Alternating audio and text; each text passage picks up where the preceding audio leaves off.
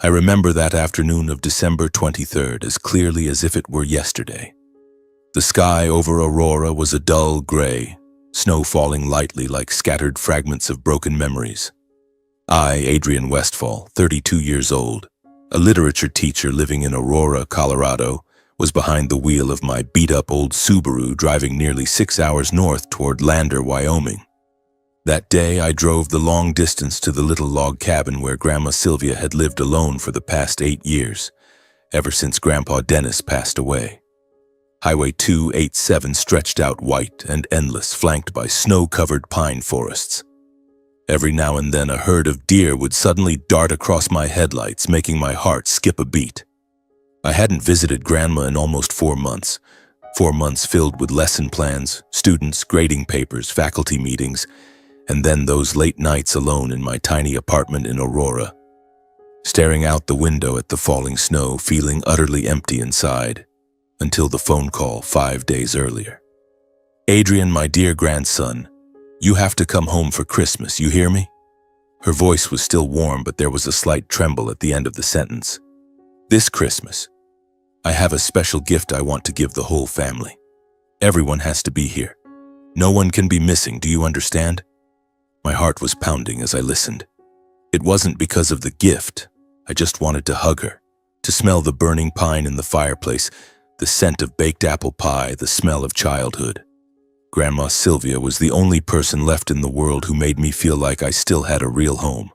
The car climbed higher into the mountains. The icy air seeped through the cracks around the windows. I played Judy Garland's "Have Yourself a Merry Little Christmas" at low volume so it wouldn't drown out the frantic beating of my heart. The closer I got to Lander, the more I felt like the excited 10-year-old I once was. And then the cabin appeared. It was exactly as I remembered. A tiny 2-story log house with a red shingled roof covered in a thin, sparkling layer of frost. The chimney releasing delicate wisps of white smoke against the gray sky. The little Christmas tree on the porch was decorated by Grandma with handmade wooden ornaments and warm golden lights.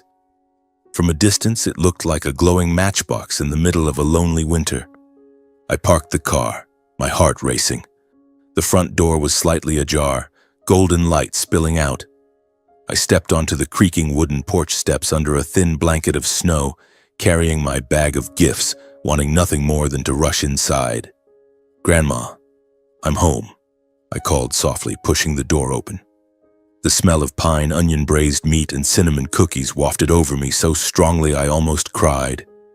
There she was, sitting in the old armchair by the fireplace, her thin hands resting on her lap, wearing the same brown wool sweater she'd had since I was a child. Her hair was completely white now, but her eyes still sparkled like emeralds. She smiled, the wrinkles at the corners of her eyes softening. "Adrian, my grandson is home." I dropped to my knees in front of her chair and hugged her tightly. She was so tiny I could feel every rib beneath the thick sweater. The faint scent of lavender from her neck brought back memories of afternoons when she used to brush my hair as a little boy. "I'm sorry it's been so long," I whispered, my nose stinging with tears. "It's all right, I can wait," she said, stroking my hair with a hand that was cold yet strangely warm. "Sit down, dear. Let me pour you some tea. It was a long, cold drive, wasn't it?" The dining table was already set.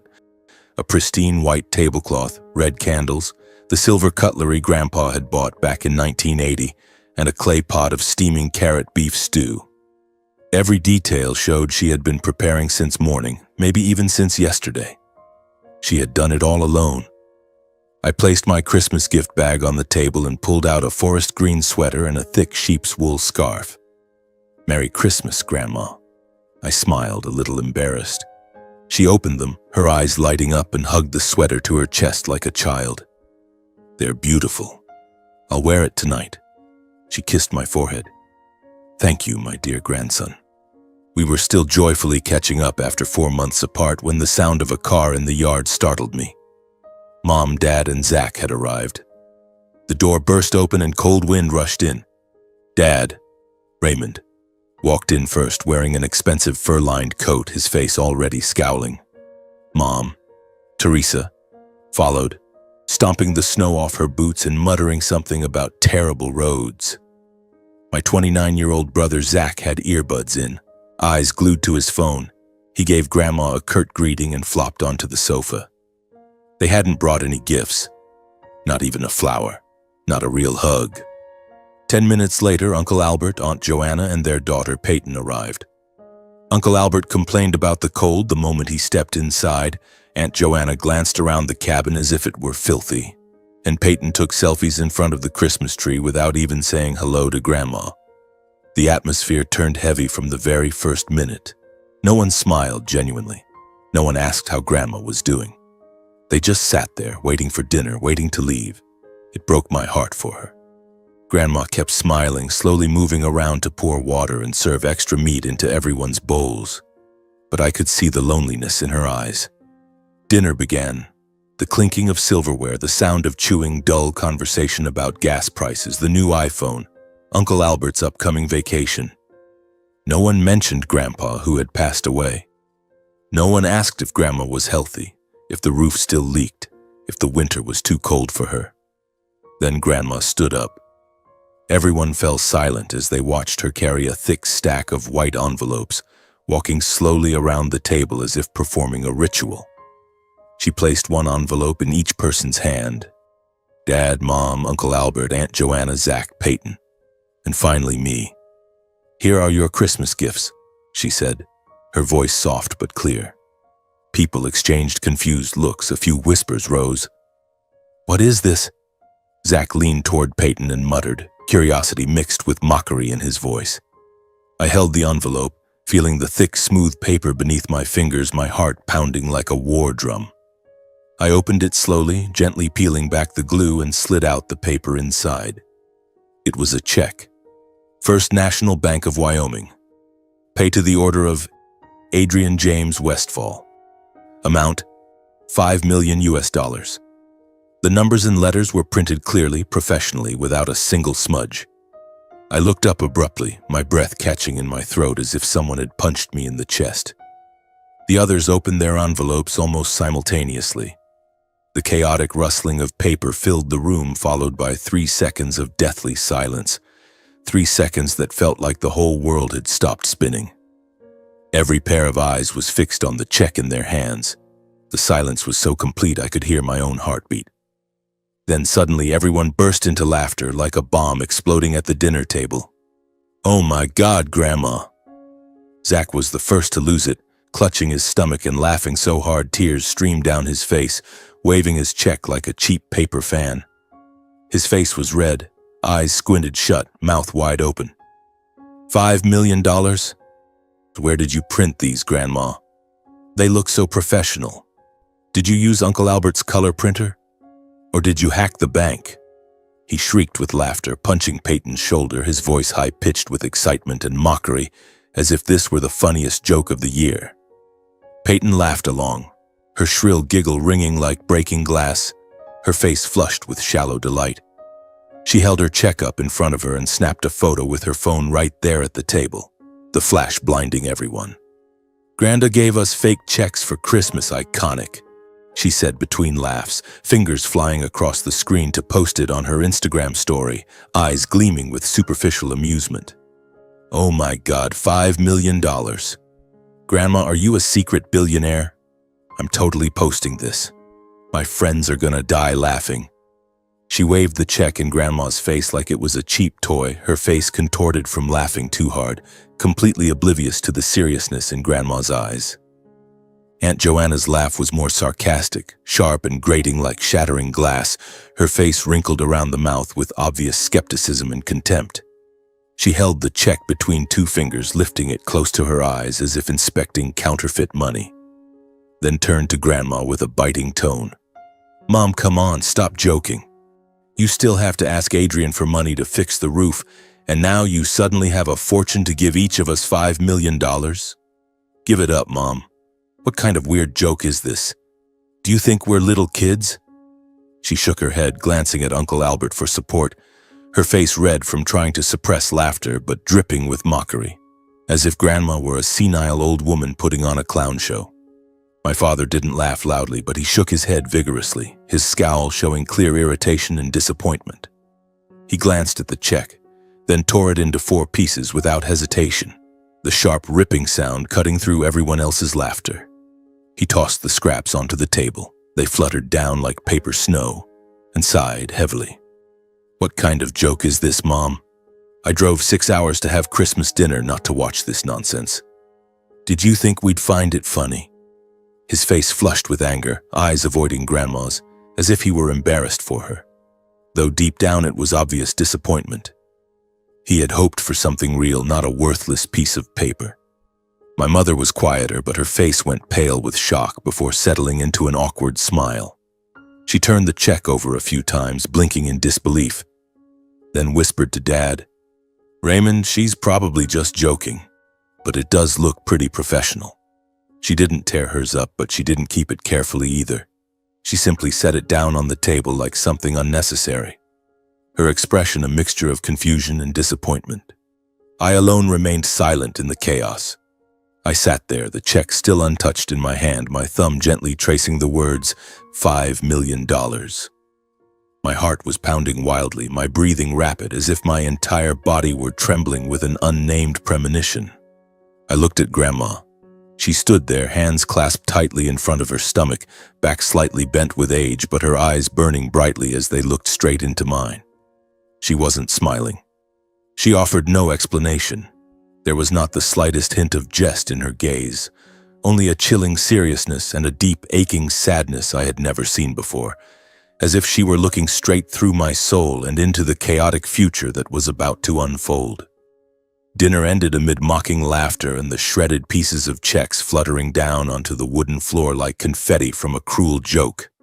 One by one, everyone hurried out, as if the cabin had suddenly become too cramped, too cold, too shabby for them. I stood there, the check still intact in my hand, watching Grandma quietly clear the dishes. The wind howled across the snowy yard, car doors slammed, engines roared to life and then faded away down the trail. Only the 2 of us remained. "Grandma," I called softly, my voice cracking. "Can I stay a few more days? I took an extra week off from teaching. I want to be with you." She paused, turned, and looked at me. For the first time that evening, a real light flickered in her old eyes, like a flame suddenly fanned back to life. "Really, dear?" She smiled, the first genuine smile of the whole night. "Of course you can stay. This house, it's been a long time since anyone stayed past Christmas." I nodded, a weight lifting from my chest. When the sound of the last car finally disappeared, the cabin seemed to let out a long, relieved breath. The noisy crowd was gone, leaving behind the familiar quiet I loved so much it hurt. The crackle of logs in the fireplace, the low bubbling of the old copper kettle on the wood stove, the soft whistle of wind through the window cracks. All of it soothed my mind in a way nothing else ever could. The house belonged to just the 2 of us again. The next morning, daylight came late because of the heavy snow. I woke early, made coffee, and quietly started cleaning up. Grandma sat at the kitchen table with a steaming cup of tea, watching me wash the leftover dishes from the night before. Hot, soapy steam rose in clouds. The faint smell of last night's stew still lingered. I washed slowly, as if trying to stretch every minute. "Let me do it," she said, but I shook my head and smiled. "No, today let me take care of you." When the kitchen was done, I went outside to shovel snow. It had fallen all night, blanketing the porch steps, the walkway, even the rose bushes Grandma had planted when Grandpa was still alive. I grabbed the long-handled snow shovel and dug in hard. Snow flew in powdery bursts. Grandma stood on the porch in the green sweater I'd given her, holding her second cup of tea, eyes shining as she watched. "You're so strong," she praised. "Your grandpa used to clear the snow just like that every winter morning." I laughed, my breath coming out in white puffs. When the yard was finished, I restacked the firewood along the side of the house, the dry pine logs she had split herself last fall. My hands grew rough from the cold, but my heart was warm. She brought out Grandpa's old wool mittens and insisted I wear them. "Don't let your hands freeze, grandson." I checked the roof.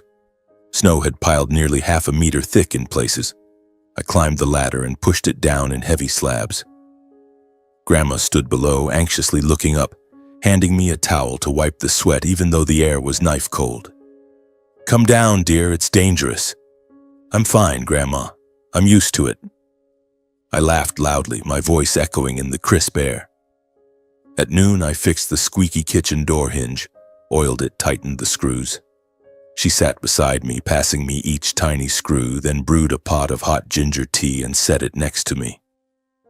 The sharp ginger scent filled my nose and brought back memories of every childhood cold when she made me drink it. In the afternoon, the living room light started flickering. I stood on a chair to replace the bulb. Grandma held the ladder with trembling hands but still smiled. "Be careful, you little old man." That night, the kitchen sink pipe froze. I took her old hairdryer, sat on the floor, and blew hot air onto the copper pipe. She sat beside me and pressed a still warm slice of apple pie into my hand. "Eat this, keep your belly warm." Every moment moved slowly, strangely peaceful. The little cabin seemed to open its arms wide and wrap us both inside. No more mocking laughter, no more judgmental glances, only the glow of the fireplace and love that didn't need words. Evenings were the most beautiful. We pulled our 2 armchairs closer to the fire. Grandma toasted bread on a long iron fork, slathering it with melted butter and wild honey. I simmered vegetable soup from the garden, carrots, potatoes, onions she had stored in the root cellar since autumn. Some nights she baked apple pie. The scent of cinnamon and baked apples filled the house, sweet enough to break your heart. We ate dinner at the small wooden table right beside the fireplace. No chandelier needed, just the dancing firelight. Then she began telling stories. "When you were tiny, you used to run around this yard like a squirrel. Once you fell face first into the snow and wailed. I had to rush out, pick you up, wipe your nose, and I could barely stop laughing." I laughed out loud. "I remember. I used to pretend I was an astronaut and wear a frying pan as a helmet." She laughed in her raspy voice, eyes glistening. "Then your grandpa took you fishing at the old lake. You both came back soaked to the bone but proudly holding the tiniest perch, showing it off to the whole neighborhood. Grandpa said, 'This boy is going to do great things, mark my words.'" I fell silent, throat tight. Grandpa had been gone 8 years, yet every time she spoke of him, he came back to life inside these walls. "What I remember most is standing on the porch every winter, listening for the sound of a car," she said softly, her voice trembling like it might dissolve into the cold wind. "Sometimes it was just a neighbor, but I'd still run out to look. I know the sound of your engine so well. I can tell from far away when it's you coming home." She placed her thin, warm hand on my shoulder. That light touch was enough to make my heart ache. "Now that you're here, this house feels warm again." Sometimes she sat staring into the flames, her gaze distant, as if touching memories I could never reach. I knew she was thinking something deep, but she would only squeeze my shoulder gently and fall quiet again. No explanation, no complaints, just a whisper soft as glowing embers. "Having you here makes me so happy." I noticed how much weaker she had become. The last time I visited, she could still climb the ladder to pick apples. Now her steps were slow. She had to steady herself against the wall, walking from the kitchen to the living room. Her kind eyes sometimes clouded with fatigue. Once she coughed long and hard. When I asked worriedly, she waved it off. "Just old age, a winter cough, dear." I was even more grateful that I had stayed. Grateful for every single minute. In those days, I almost forgot about the $5 million check lying in my wallet. It was just paper. She was the real gold, the diamond, everything. The last day came far too quickly. Tuesday morning, the snow had stopped and the sky was an unbelievable clear blue. I packed my suitcase, my heart heavy. Grandma had been up since dawn, bundling a huge package of vegetables from the greenhouse. Bright red carrots, plump potatoes, a few onions, and a bunch of dried herbs. "Take these back to the city and eat well. I grew them clean, no chemicals."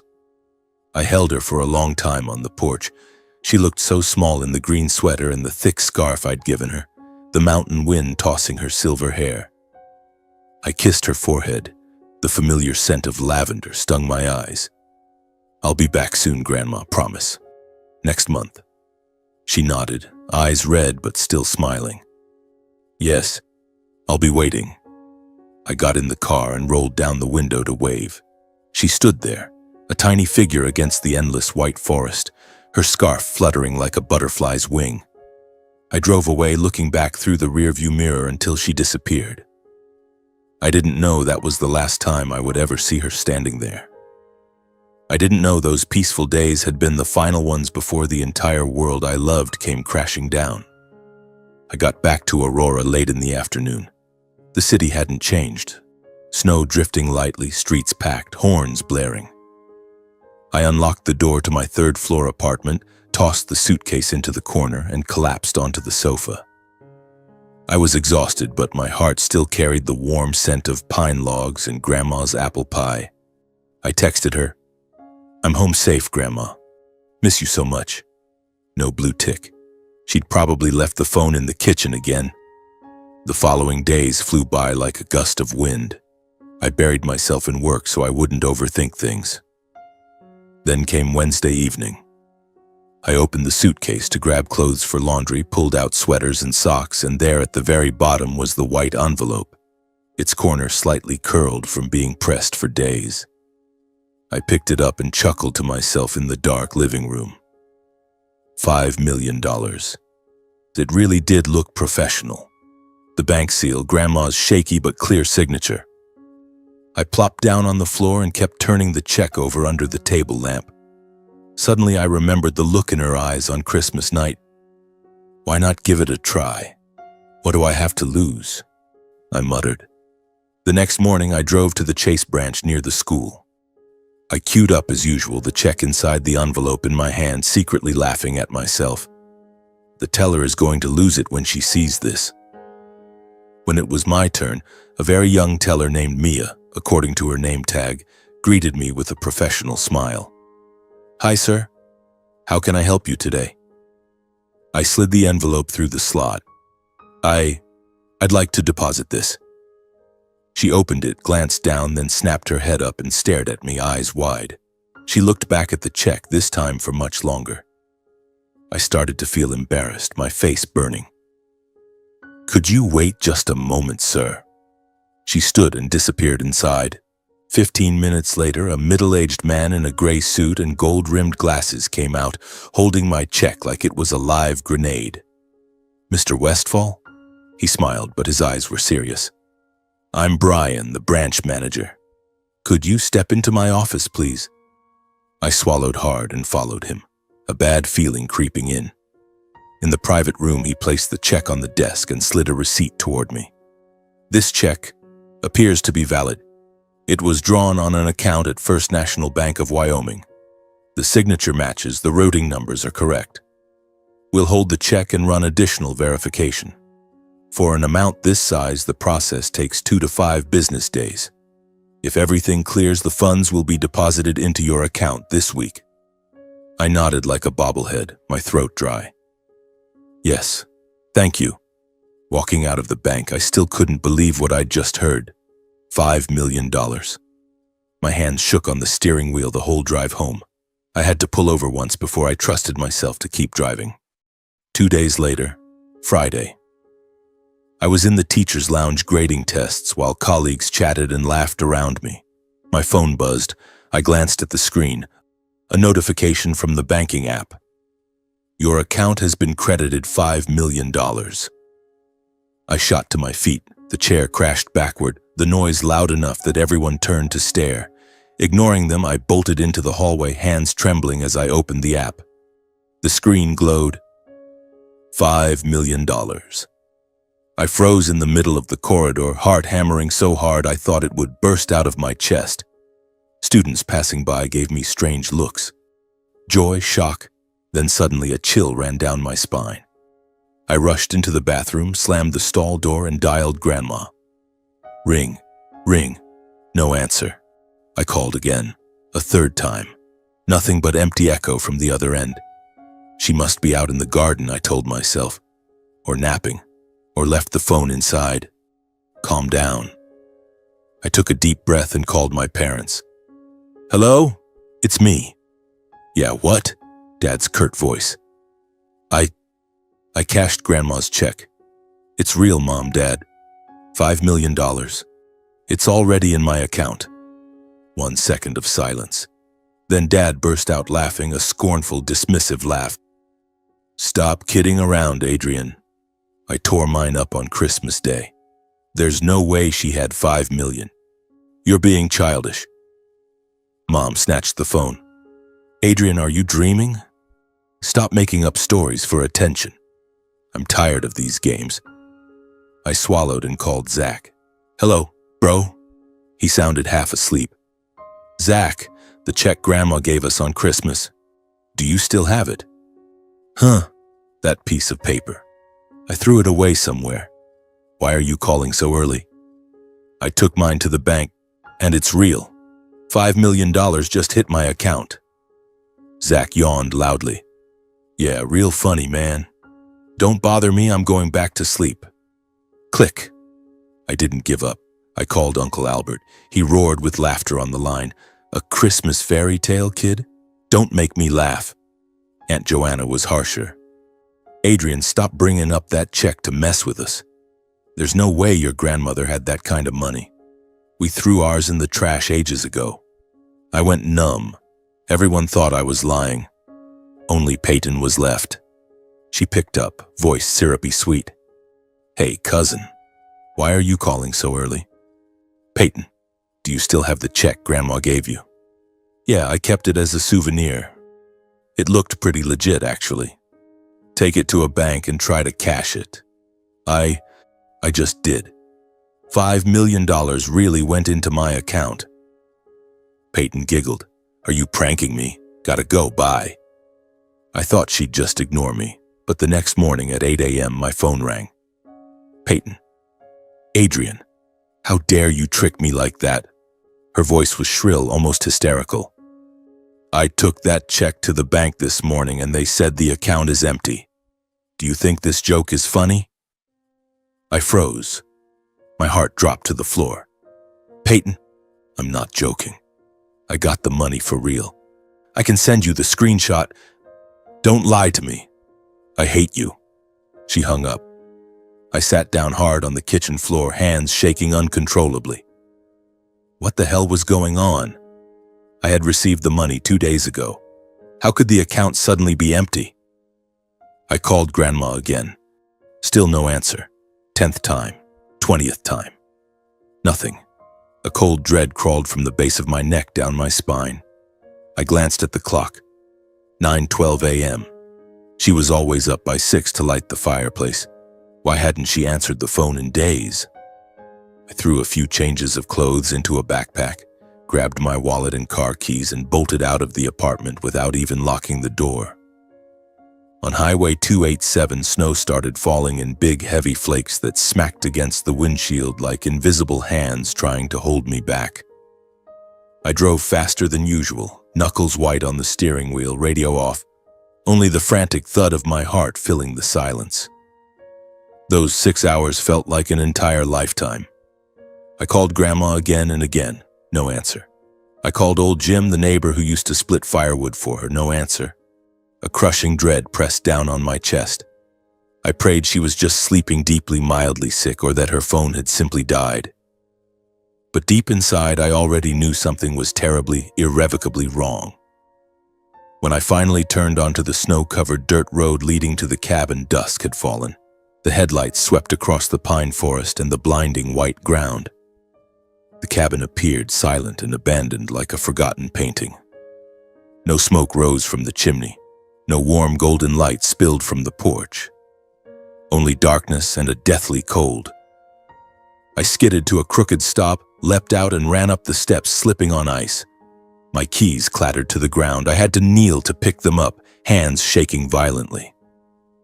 The door was unlocked. I shoved it open. A blast of icy air rushed in with me. The cabin was freezing, as if the fireplace had been dead for days.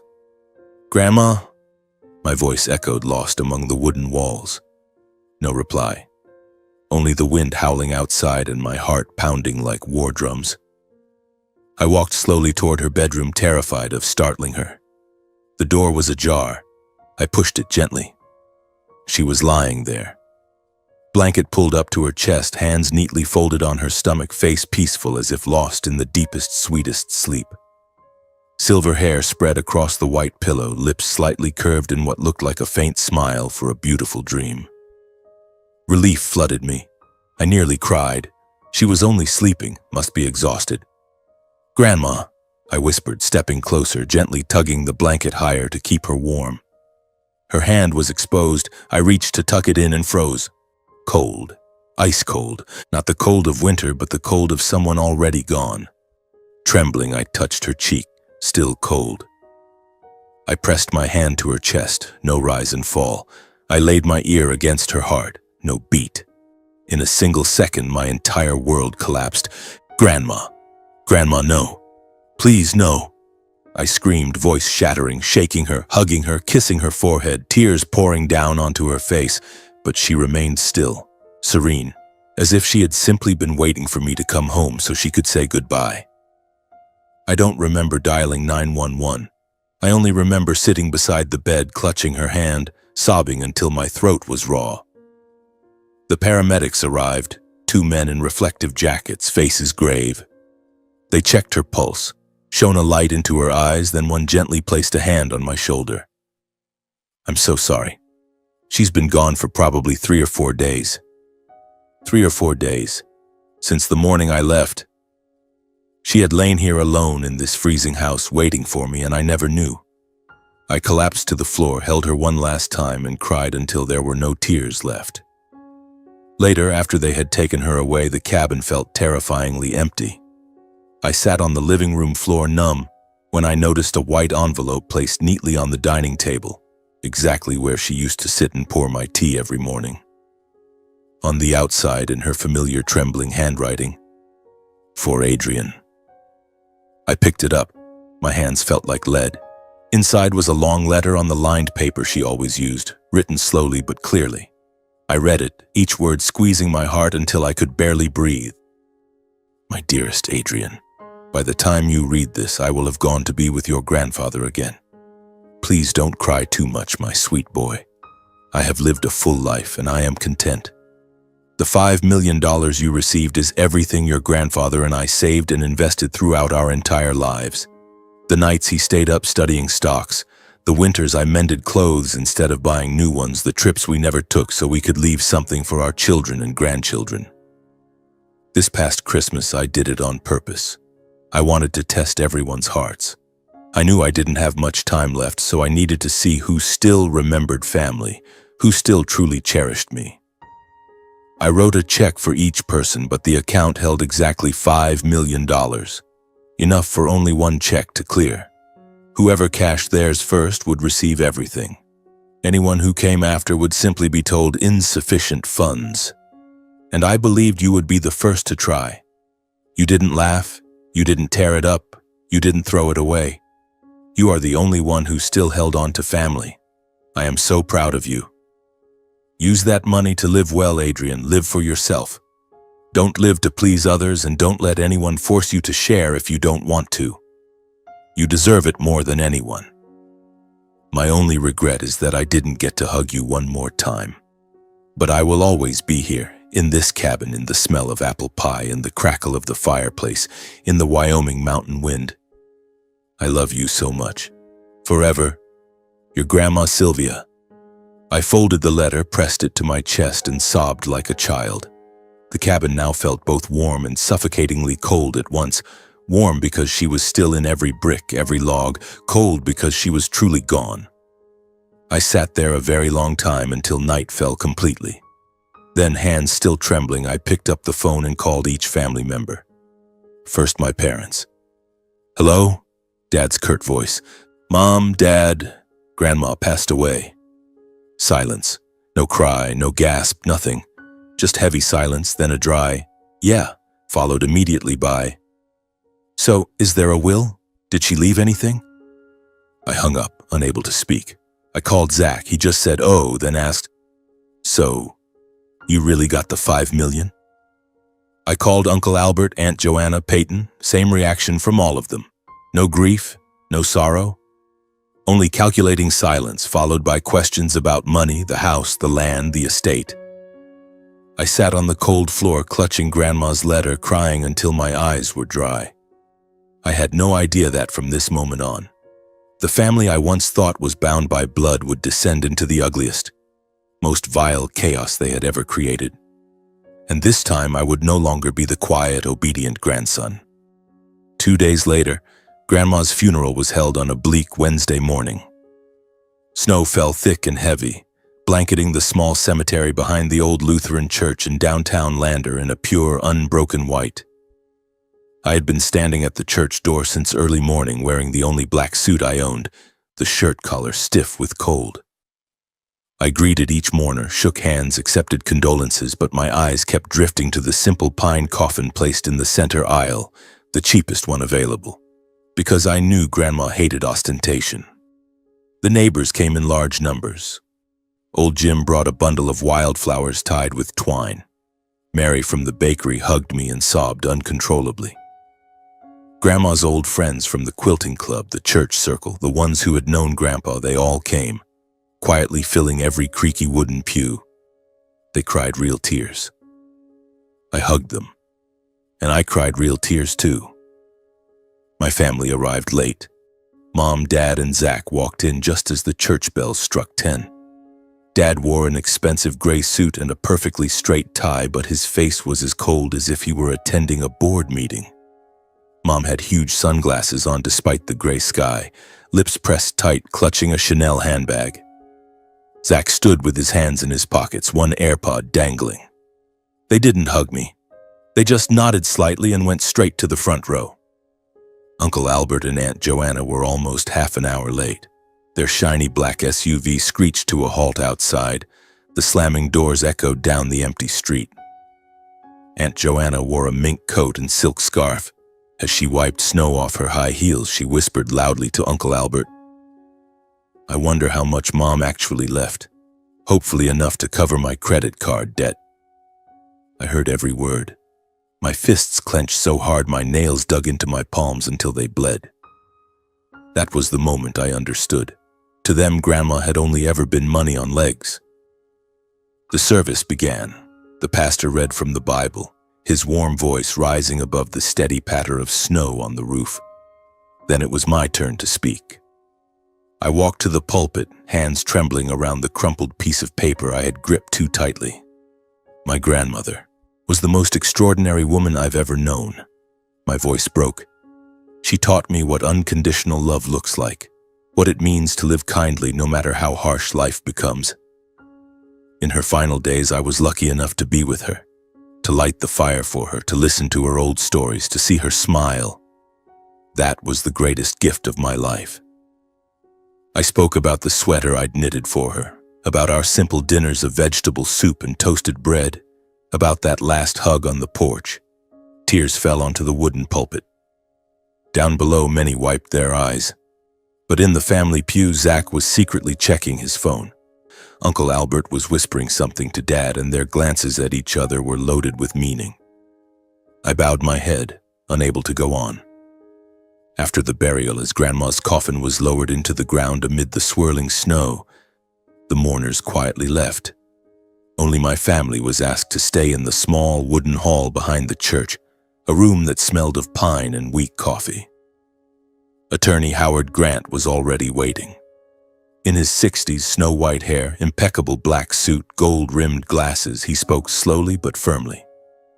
He set his briefcase on the table, opened it, and took out a thick folder. "As per the final wishes of Sylvia Westfall, I will now read her last will and testament." The room went dead silent. I could hear my own heartbeat. Every pair of eyes sharpened instantly, gleaming like hounds catching a scent. Mr. Grant cleared his throat. All of Sylvia Westfall's assets, totaling exactly $5 million, were transferred by her into a special account before Christmas. On Christmas night, she issued a $5 million check to each of her children and grandchildren. However, that account contained exactly $5 million, meaning only the first check presented for payment would receive the full amount. Any subsequent checks would find the account empty. He paused, looking around the room. And according to my investigation, the first person to deposit their check was Mr. Adrian James Westfall. Therefore, in accordance with Sylvia's explicit wishes, the entire estate now belongs to Adrian. 3 seconds of deathly silence. Then the room exploded. No way. What? All 5 million to him? That little bastard tricked her? This is impossible. Dad shot to his feet, face crimson. Uncle Albert slammed the table. Mom and Aunt Joanna shrieked in unison. Zach sat open-mouthed, then turned to me with blazing eyes. Peyton hissed, "You cheating jerk," loud enough for everyone to hear. They descended on me like a pack of wolves. "You son of a bitch! You brainwashed my mother!" Dad roared, jabbing a finger in my face. "Hand over the money. That belongs to the whole family," Uncle Albert growled. "Adrian, be a good boy and split it with your aunt and uncle, half and half," Aunt Joanna cooed, grabbing my sleeve. "Do you even know how much debt I'm in, you selfish prick?" Zach shouted. I stood in the middle of that circle, heart pounding, but I wasn't shaking anymore. I looked at them, my own flesh and blood, and felt nothing but strangers. Mr. Grant tapped the table calmly. "Everyone, please. This is Sylvia's clear, legal, notarized wish. No one can contest it." No one listened. They kept screaming, pointing, accusing me of deceiving an old woman, manipulating her, pretending to be the good grandson just to steal everything. I looked at them once more. Then I spoke, quietly but clearly enough to silence the room for a single second. "I have received Grandma's $5 million, and I am keeping every cent. I will not give a single penny to any of you. That was her wish. She wrote it clearly in the letter she left me. She chose me, not you, because I was the only one who still visited her, the only one who truly loved her." The room froze for one heartbeat. Then the chaos erupted again, louder, uglier. Dad swore. Uncle Albert threatened to sue. Mom wailed about everything she'd sacrificed raising me. Zach lunged as if to hit me. I didn't wait. I turned and walked out, leaving behind the shouting, the hateful glares, and the air thick with the stench of greed. Outside, snow was still falling, covering the cemetery, covering Grandma's fresh grave in pure white. I stood alone in the storm, face turned to the sky, letting the icy flakes melt on my skin. "Grandma, I'm sorry you had to see this," I whispered. The cold wind carried my tears into the falling snow. And I knew from that day forward I no longer had a family. Only me, Grandma's $5 million, and the promise to live decently just as she asked. I drove back to Aurora that very night, not staying in Lander a single second longer. The highway was pitch black. Headlights swept across endless stretches of snow, only the crunch of tires on ice and the furious pounding of my heart breaking the silence. I thought everything had ended in that church hall, but no, that was only the beginning. Just 3 days later, the story. Adrian Westfall steals $5 million from his own grandmother. Had spread like a virus across family social media and beyond. It started with Zach, my own flesh and blood brother. He posted a status. "Some people pretend to be the dutiful grandson who visits Grandma all the time, but behind her back they manipulate a frail old woman to seize the entire inheritance. One greedy grandson just tore our family apart." Then came my mother with a long crocodile tear post. "I gave birth to you, raised you, and this is how you repay your mother? Grandma dies and you keep every penny for yourself, living the high life alone. Heaven has eyes, son." Aunt Joanna spammed her stories. Old photos of Grandma with captions like, "Grandma, can you see this? The favorite grandson you loved most just robbed all your grandchildren blind." Uncle Albert wrote a full public post tagging the entire extended family. My mother was brainwashed by one grandson who forced her to sign papers before she died. Now he's taken all $5 million and won't give anyone a cent. Where is justice? And my father, the man who once taught me that family comes first, posted a short video from inside his car, face red with rage. I never thought the son I raised would turn into a daylight robber. He exploited a weak, elderly woman, tricked her into transferring everything to him. My mother had severe Alzheimer's and he hid it, forced her to sign checks. Now she's gone and he's disappeared with the money. I will sue him to the end. That video was shared over 300 times in a single night. I sat in my dark apartment scrolling, hands shaking uncontrollably. The comments underneath were like knife blows. Fake nice guy. You can see the greed on his face. Unfilial grandson. Sue him, uncle. Get justice for the family. Some even tagged my school, my colleagues, old friends. The next morning I dragged myself to work, legs heavy as lead. The atmosphere had changed completely. Colleagues who used to greet me warmly now looked away and whispered behind my back. In the teacher's lounge, I clearly heard, "They say Adrian stole his grandma's entire inheritance. He seemed so nice, but so greedy. You really can't trust anyone." One senior student even asked in front of the whole class, "Sir, is it true you stole all your grandma's money?" The class burst out laughing. I stood frozen at the lectern, bitterness choking my throat. That afternoon, the principal called me in. She gave an awkward smile. "Adrian, I know you're going through some family difficulties. The school doesn't want to get involved, but several parents have messaged asking questions.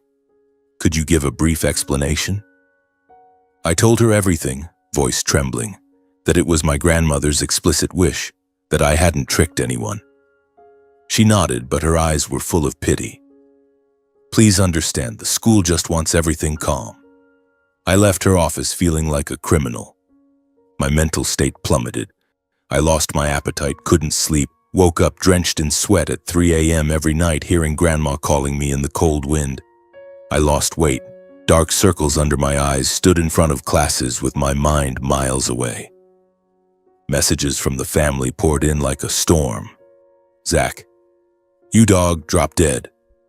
Mom, "Son, please give Mom just a little. I'm drowning in bank debt." Aunt Joanna, "Heaven will punish you, just wait." Dad, "I disown you." Calls at midnight, while cooking, while driving, nothing but cursing, begging, threats. One Friday afternoon I finished class late, drove home in a sleepless fog.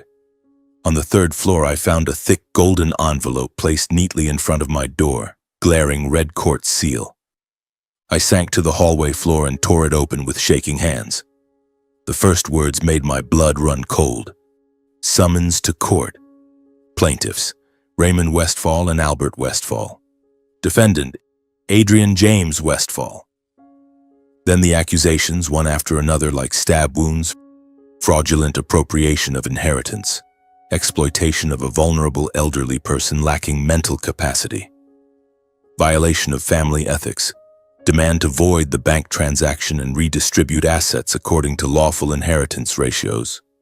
At the end, the line that choked me: they wanted the money divided into 8 equal shares, 1 for each person, including Peyton. I sat in the freezing hallway, the envelope falling from my hand, cradling my head. I couldn't even cry anymore. I felt hollow, as if the entire world had turned its back on me. They invented Alzheimer's, claimed I forced her to sign papers, that I mentally manipulated her in her final days. Every lie wrapped in official legal paperwork, signed by my own father and uncle. The betrayal cut to the bone. The people who gave me life, who shared my blood, were willing to drag their own mother's, their own grandmother's honor through the mud for money. I lay on the floor all night, lights off, clutching Grandma's letter, reading it over and over until it was creased and worn. Live for yourself. Don't let anyone force you. Near dawn, I sat up. I wasn't shaking anymore. Only one cold, clear thought remained. If I don't fight back, they will dance on her grave for the money. I opened my contacts, found an old number from high school days. Micah, my best friend back then, now a well-known litigation attorney in Denver specializing in messy inheritance cases. I called at 5 a.m. He picked up immediately. "Adrian, what's wrong, bro?" I told him everything, no detail spared. Grandma's handwritten letter, her final days, the will reading, the smear campaign, the summons. Silence for a second. Then Micah, voice hard as steel. I'm taking this case. Not for money, I'm doing it pro bono. I'll make them choke on every word they've said. 3 days later, we met at our old college cafe. Micah was tall, sharply dressed, eyes burning with resolve. I handed over every document. Grandma's letter, bank transfer receipts, the original check scan, Mr. Grant's confirmation, medical records proving she was fully lucid, her doctor certified no Alzheimer's, even neighbor Jim's security footage of her laughing and healthy just days before Christmas. Micah read Grandma's letter and his eyes welled up. Your grandma was an incredible woman, he said quietly. I'll make them regret ever touching her final wish. We began preparing for legal war. Micah filed counterclaims, defamation, slander, intentional infliction of emotional distress. We collected every post, every comment, every threatening message.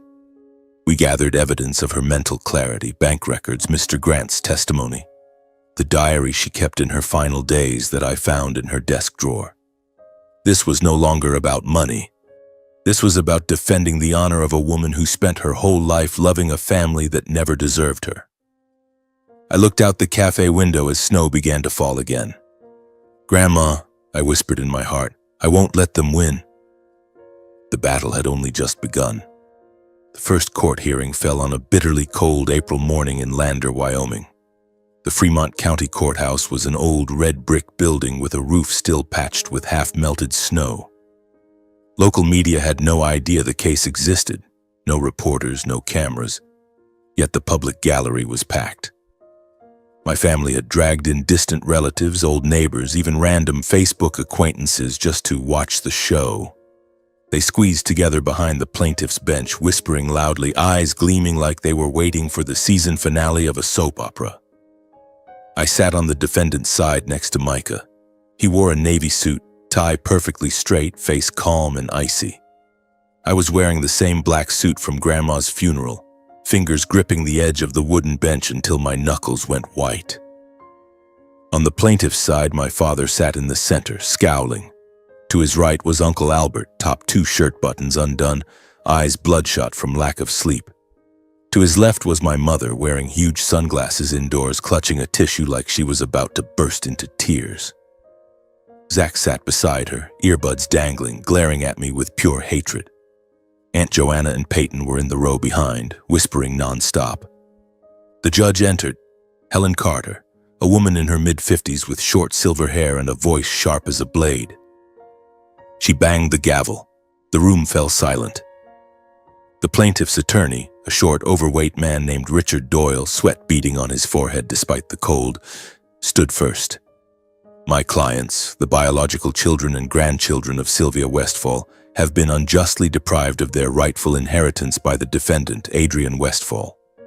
The defendant exploited the trust of an elderly woman, mentally manipulated her, and coerced her into transferring the entirety of her $5 million estate to himself through a fraudulent check scheme. He paused, shot me a reproachful look, and continued. In her final stage of life, Sylvia Westfall was no longer of sound mind. She suffered from severe Alzheimer's disease. She frequently confused the names of her own children and grandchildren and sometimes failed to recognize her own son. Issuing $5 million checks to multiple individuals was irrational and abnormal behavior, clearly demonstrating severe psychological influence and legal incapacity. He presented his evidence. A few photos of Grandma looking thin from last year, some old family group chat messages, and my father's sworn statement that my mother was very forgetful. Once she even called me Dennis, my late father's name. Micah sat motionless, not taking a single note, just giving me the slightest nod. Let them dig their own grave. Then it was Micah's turn. He rose slowly like a panther about to strike. Your Honor, with the court's permission, I will now present evidence proving that every single accusation made by the plaintiffs is fabricated, defamatory, and a grave insult to the deceased. He placed a thick folder on the table. First, Grandma's handwritten letter to me, her shaky but clear script. When he read the line, You are the only one who still remembered family." The entire room went quiet. My mother looked down. Zach, my own brother, bit his lip. Next, neighbor Jim's security footage shot from his yard toward Grandma's, showing her healthy chopping wood herself, laughing and chatting loudly. November medical records stating she was fully lucid with no cognitive decline. Attorney Howard Grant's sworn statement that she visited his office 3 times before Christmas alone and signed every document herself. Finally, the bank records. The account contained exactly $5 million, and I was the only person who deposited a check before the funds were depleted. Micah closed with a sentence that silenced the courtroom. "The plaintiffs have not produced one shred of concrete evidence that the defendant coerced or manipulated Sylvia Westfall. On the contrary, we have irrefutable proof that during the 8 years Sylvia lived alone, not one of the plaintiffs visited her more than twice a year, sent financial support, or even called to check on her health. The only person who regularly drove 6 hours to repair her roof, split firewood, cook meals, and stay with her in her final days was the defendant, Adrian James Westfall." Judge Carter gavelled once more. "Having reviewed all documents and testimony, this court finds that the will and final wishes of Sylvia Westfall were made while she was of completely sound mind, legally valid and binding. The bank transaction involving the check was lawful. There exists no credible evidence whatsoever that defendant Adrian Westfall engaged in coercion or manipulation." After a heavy pause, her voice rang out, final and decisive. "Therefore, the court rules. 1. The plaintiff's entire lawsuit is dismissed with prejudice. 2. Adrian James Westfall is recognized as the sole lawful heir to the $5 million estate. 3. The plaintiff shall bear all court costs and partially reimburse the defendant's legal fees." The gavel slammed down, one thunderous crack that echoed through the room. The plaintiff's side froze. My father shot to his feet, face purple, pointing at me. You'll regret this." Uncle Albert slammed the table so hard security warned him. My mother covered her face and cried, but no one believed those tears were real. Zach stormed out. I stayed seated. I didn't smile. I didn't cheer. I only felt exhaustion, bitterness, and a strange emptiness. Micah put a hand on my shoulder. "It's over, bro. Your grandma's smiling down right now." I nodded, but the tears still fell. I walked out of the courthouse into the biting Wyoming dusk. Mountain wind howled, whipping the last late-season snowflakes across the steps. I stood on the top stair, face turned to the sky, letting the cold slap my cheeks. I had won the case. I had kept the $5 million. I had defended Grandma's honor. But I had also lost my family forever.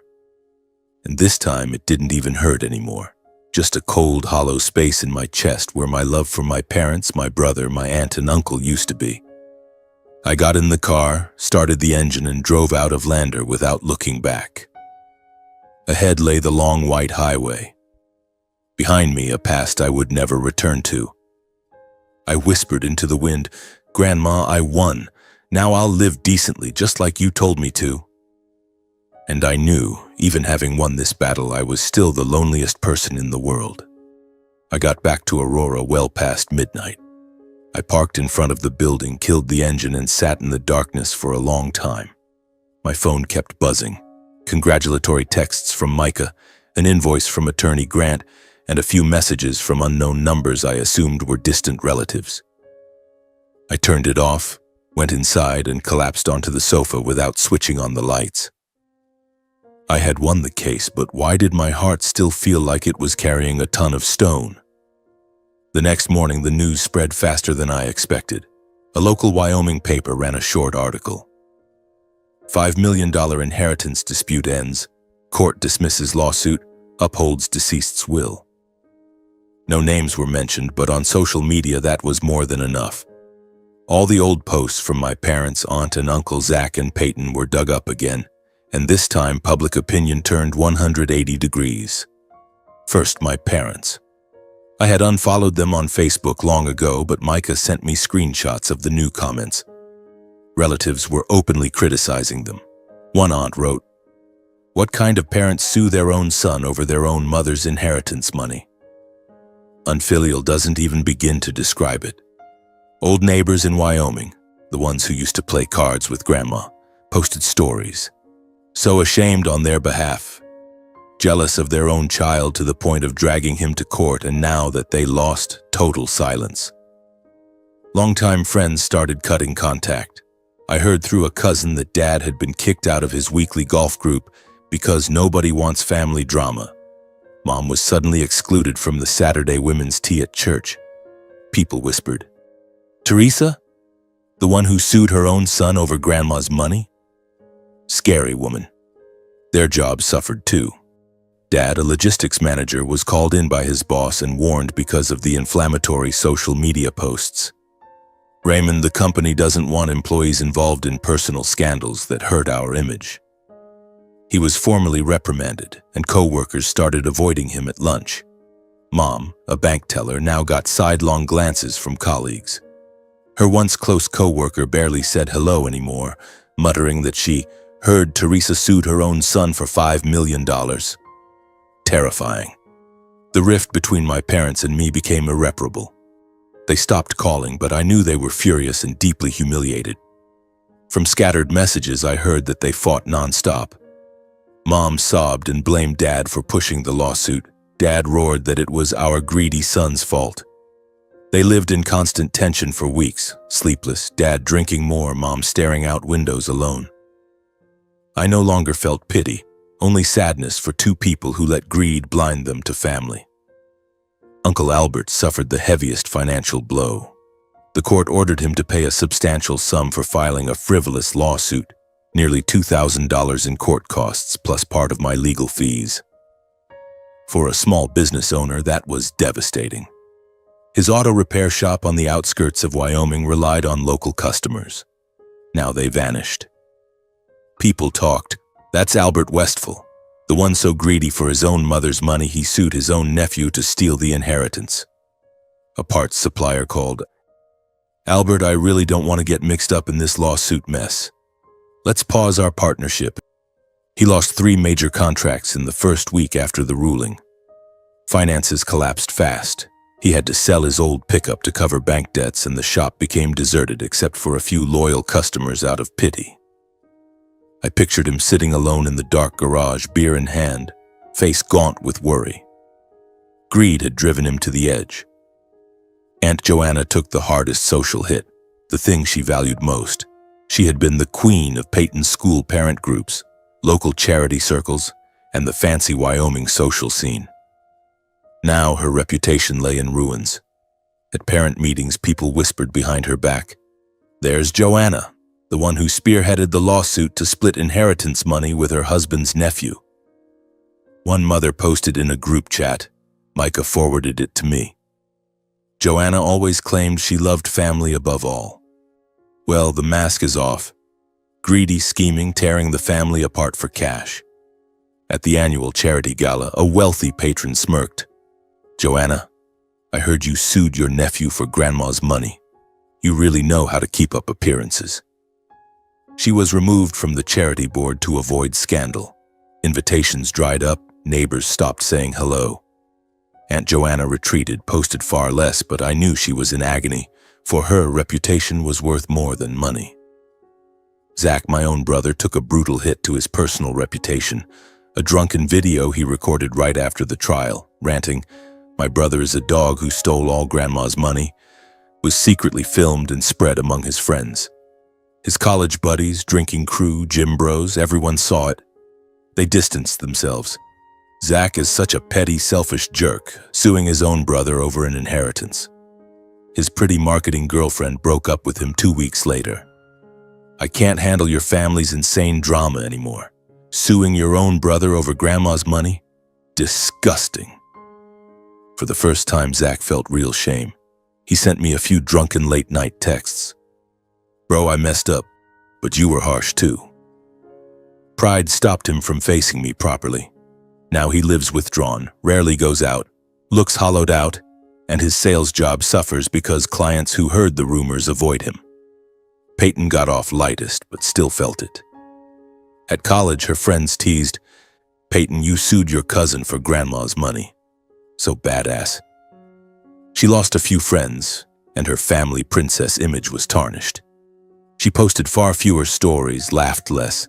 I suspect she's actually reflecting on what she did. Inside the family, resentment exploded like a slow-motion bomb. My parents blamed Uncle Albert. "You pushed us into the lawsuit, now the whole family is disgraced." Uncle Albert blamed Aunt Joanna. "You kept crying and demanding a share." Aunt Joanna fired back, "You men were too weak to make a decision." Zach blamed everyone. "You dragged me into this, now I'm the one who lost friends and my girlfriend." Phone fights and group chat wars went on for weeks.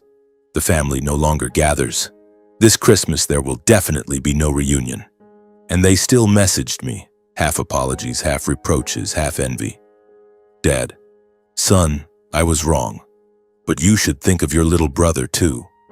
"Mom, Adrian, Mom misses you so much. Just give me a little to pay off the debts, please."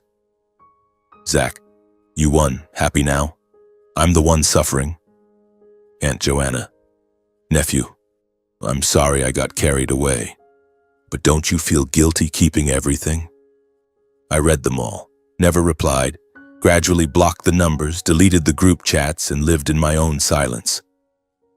In the weeks after the trial, I sat alone in my apartment, watching the snow slowly melt outside, thinking of Grandma. They, the people who used to be my family, were now paying the price for their greed. I didn't gloat. I only felt a quiet, lingering sadness. But I knew this was the lesson Grandma wanted to teach. Real love is never about money. And I began to think about leaving everything behind. I spent the entire week after that sitting quietly in my little Aurora apartment, watching the snow melt into rivulets dripping from the roof across the street. Every morning I woke up, brewed a strong black coffee, sat at the kitchen table and reread Grandma's letter, her trembling handwriting still seeming to carry the warmth of her hand. Messages from the family kept coming, even though I had blocked almost every number. A few from unknown phones, voices mixed with apology and blame.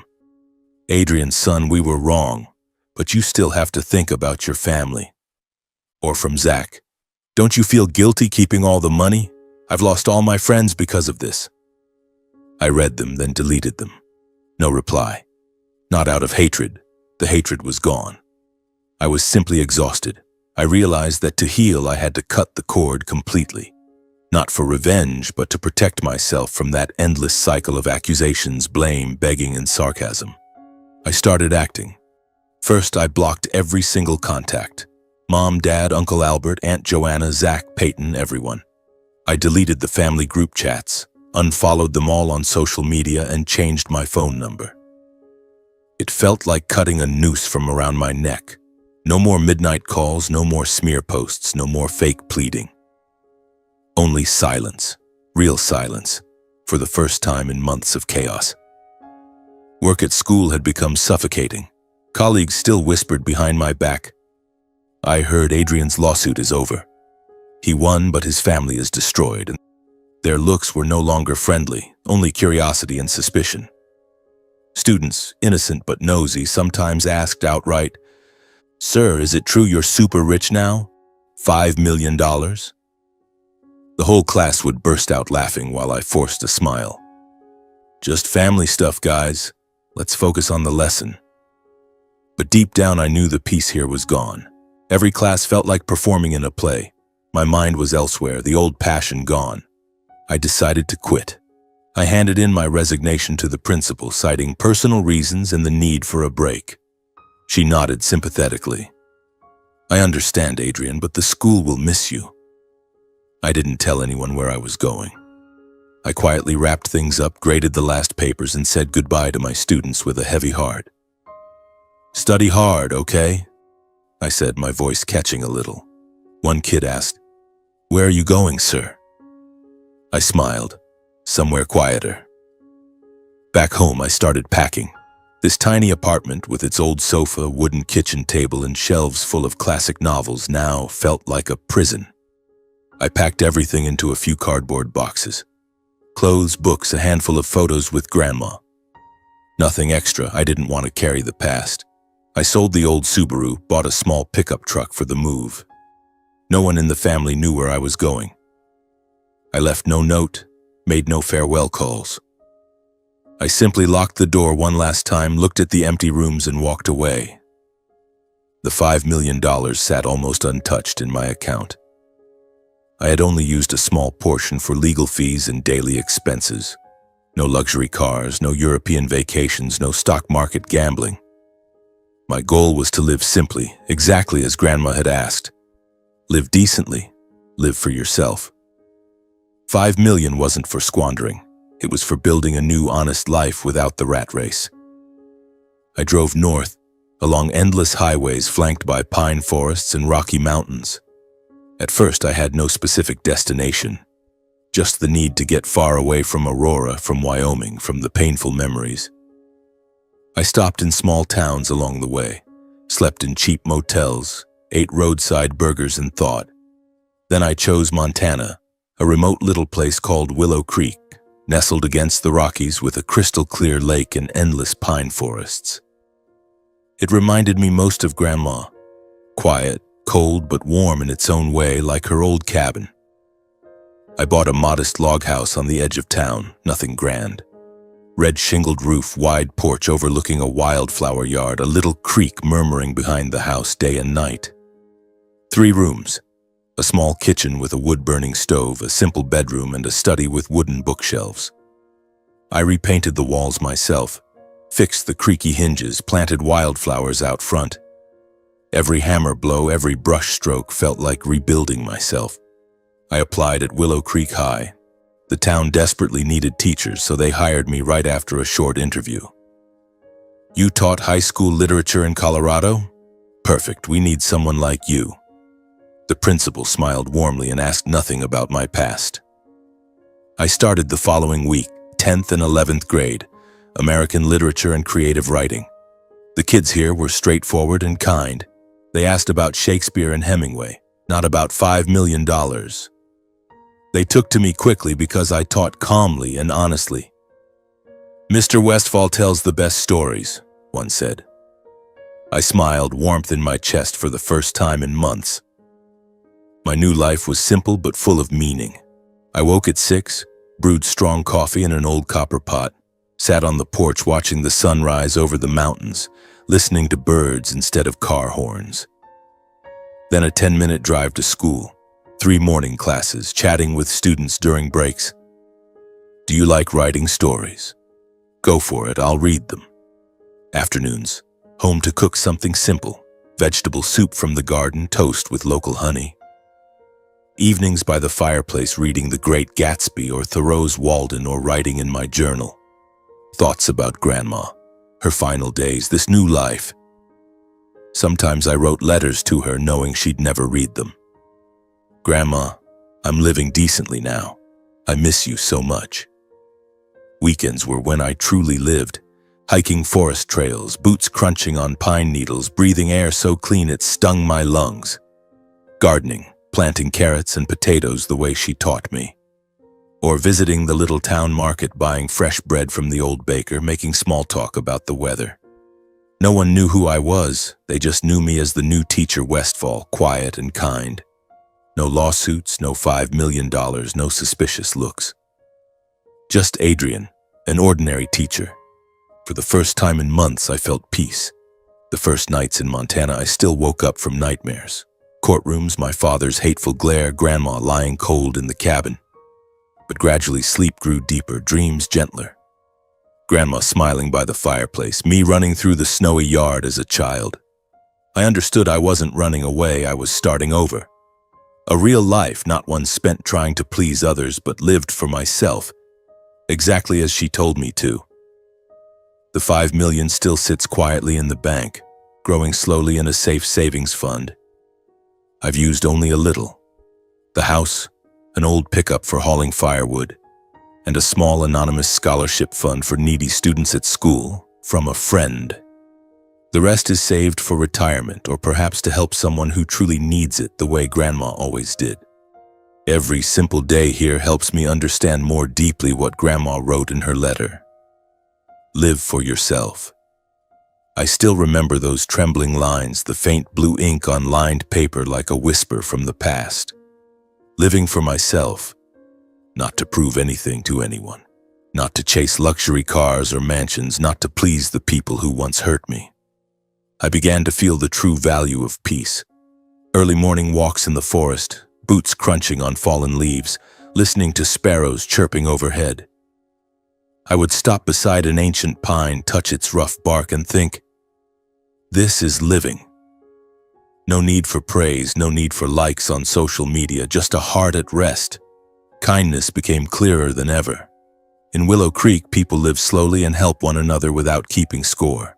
My neighbor Martha, a widow in her 60s, brings me a basket of fresh eggs every week, smiling. Teacher Westfall, eat up and stay strong. I return the favor by fixing her wooden fence or tutoring her son in tough math problems.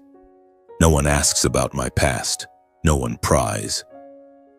They are kind simply because that's how life is here, and I learned to follow, staying after school to help struggling students, never charging for extra lessons, visiting Principal Harlan when he was sick, bringing homemade vegetable soup. Every act of kindness makes me feel closer to Grandma. She used to say, kindness isn't given to get something back. It's given so your own heart feels lighter. A life without striving is the greatest gift. In Aurora, I used to stay up late grading papers just to be called an outstanding teacher, worrying about raises and colleagues' expectations. Now in Willow Creek, I teach because I love it, not for promotion. The pay is lower, but it's enough. I no longer have to please anyone. No more pleading calls from Mom. Just share a little, son. No more resentful posts from Zach. I live for myself, and that has made me stronger than ever. I gradually realized that the greatest victory wasn't the $5 million or winning the lawsuit. Money is just money. It freed me from financial worry, but it couldn't heal my soul. The trial was only a legal battle where I defended Grandma's final wish, but it didn't erase the scars inside. The real victory was rising above those wounds. The wounds from my father's curses, from Zach's envious glares, from the toxic weight of a family that once made me doubt myself. I used to think I was alone, betrayed, but now I see it was a lesson. Family isn't always a shelter. Sometimes they are heavy expectations, invisible ropes tying you to a life they want for you. I cut those ropes, and now I am free. That evening, after a simple dinner, grilled meat and vegetables from my own garden, I sat by the fireplace, the flames crackling like Grandma's soft laughter. I opened my brown leather journal, bought at the local market, thick, rough pages, and took a pencil. The firelight flickered across the paper. My hand trembled slightly with emotion. I wrote a sentence I knew would stay with me for the rest of my life. Grandma's love saved my life. The real victory is not how much money you have, but knowing how to live a decent, peaceful life that is true to your own heart. I closed the journal, set it on the wooden table, and watched the fire burn. Tears fell, but they were no longer tears of pain. They were tears of gratitude. Gratitude to Grandma for giving me her final lesson. True love means letting go, means letting your grandchildren fly. And so my journey ends, not with revenge, but with growth, peace, and the greatest lesson of all. I once believed family was everything, an unconditional refuge. But through those months of chaos, I learned. Some families are born to love us, like Grandma, who spent her whole life saving not just money but boundless love. And some families are born to teach us how to stand up and walk away, like my parents, my brother, my aunt and uncle, who pushed me into pain so I could learn to heal myself, to become strong on my own. I stood up, turned off the light, and stepped out onto the porch. The Montana night sky glittered with stars, the cold wind carried the scent of fresh pine. I looked up and whispered, "Thank you, Grandma. I'm truly living now." And I knew from this day forward I would live fully. Not for anyone else, but for myself and for the love she left behind.